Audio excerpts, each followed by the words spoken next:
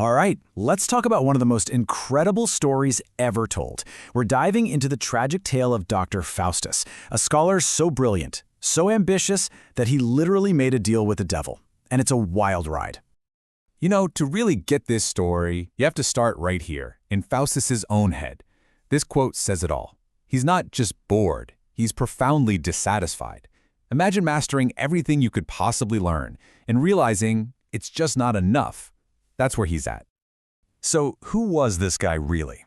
Well, picture the absolute pinnacle of academic achievement in his time. Dr. John Faustus was a star at the University of Wittenberg. He was the guy who knew everything, the master of every traditional subject. I mean, look at this list. Logic, medicine, law, even theology. He'd conquered them all. But here's the thing. None of it felt real to him. It brought him zero fulfillment. To a guy with his massive ambition, all of human knowledge felt like, as he puts it, just a small puddle. And he was craving an ocean. And this is the pivot point. This is where it all goes wrong.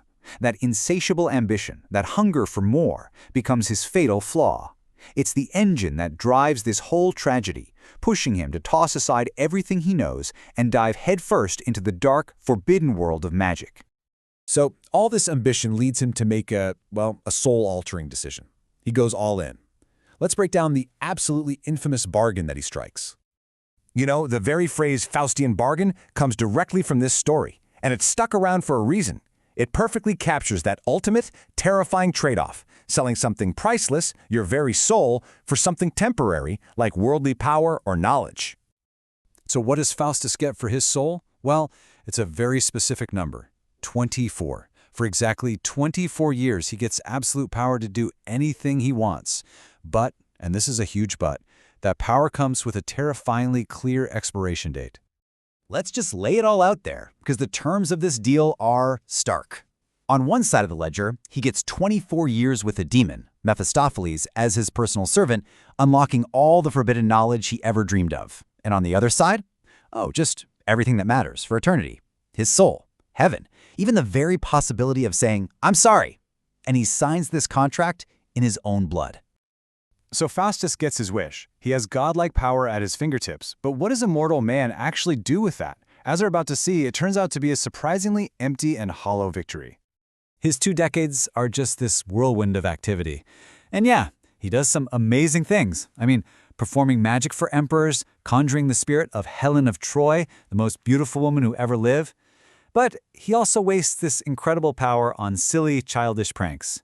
It's this weird mix of the epic and the pathetic, and it really hints that this ultimate power isn't giving him the satisfaction he thought it would. And this, right here, is the real tragedy. It's what's going on inside his head. Faustus isn't some simple villain. He's a man in absolute torment. He has a good angel literally whispering in his ear, telling him, "It's not too late, you can still repent." An old man even begs him to turn back to God. But his own pride, his ego, and this paralyzing fear of what Lucifer might do to him, it keeps him chained to this path of destruction. I mean, this quote just says it all. It's the ultimate cruel irony, isn't it? The very pride that made him crave power in the first place is the same thing that traps him. He's not really caged by demons, he's caged by his own stubborn refusal to admit he was wrong. Those 24 years, they fly by. And now, the bill is coming due. The story just builds and builds to this climax of pure absolute dread as that clock starts its final countdown. You can see the whole tragic arc right here. It starts with this moment of triumph when he signs the pact. But over the next couple of decades, that glory just curdles into doubt and guilt. By the time we get to that final day, all the power in the world is gone, replaced by just pure, gut-wrenching terror. And here we are, the last night, the final hour of the 24th year. All the magic, all the forbidden knowledge he gained, none of it can stop the clock. You can almost hear it, right? That heavy final sound. Dong, the end of the bargain. The moment of reckoning is here. In his final moments, he's just desperate. He's begging for more time, trying to stop the sun, even asking for the mountains to fall on him to hide him from God. But it's useless. The contract is binding. And in this horrifying final scene, the devils show up. The very beings he thought he commanded are now here to collect their debt. Mephistopheles isn't his servant anymore. They drag his soul, screaming, down to hell, forever. So, what's the point of all this? Well, Dr. Faustus is, at its heart, one of the most powerful cautionary tales ever written. It's this timeless warning about what happens when ambition isn't balanced by morality. It's a stark reminder that some knowledge, some power, simply costs too much. And that leaves us with this final, chilling question. Faustus's ambition cost him literally everything, and it forces us, I think, to look at our own lives. In our own chase for knowledge, or power, or success, where do we draw the line? What, for you, is truly worth the price?